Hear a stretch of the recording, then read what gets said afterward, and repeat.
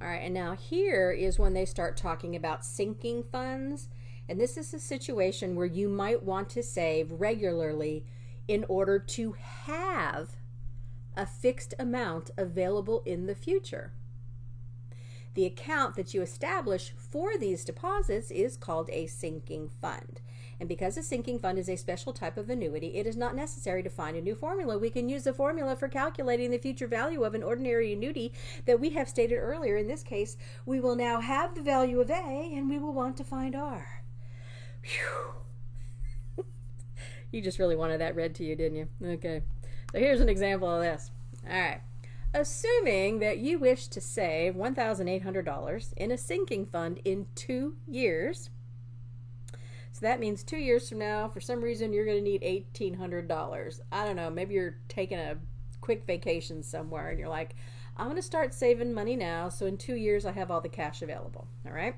So you find this account, it pays 6% compounded quarterly, and you will also make payments quarterly. And what should be your monthly payment?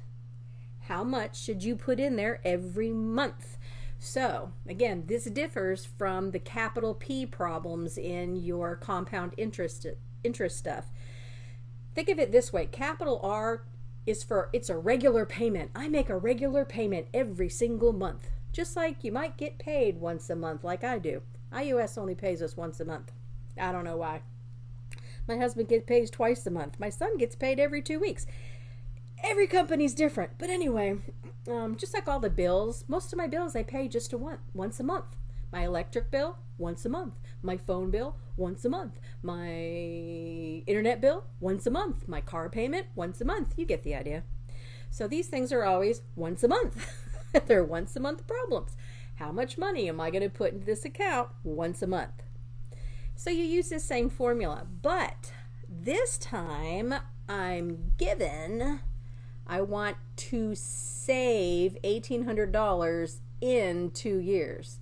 You wish to save $1,800 and have it in the sinking fund in 2 years.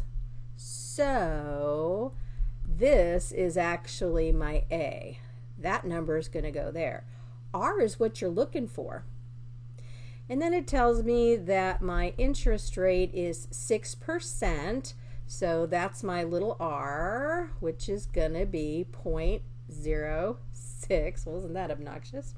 And then it tells me that it is compounded quarterly. So M is 4.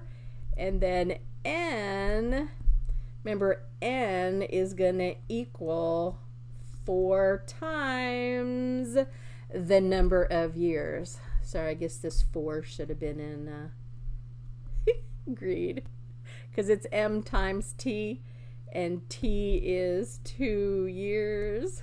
So I'm sorry these are so large. I'm too lazy to change the font size. So you get an 8. Yeah, that looks like an 8, doesn't it? All right, anyway, so I'm going to go to the next slide, show you all the numbers. Here we are. So there it is. A, there's my A is 1,800. My little r is 6%, which is 0.06. It's quarterly, so they divide by 4. And they went ahead and did this and got 0.015. And then there's the N. N is 2 times 4, which is 8. So there's all the numbers I just gave you. Obviously, I didn't use the same colors, but whatever.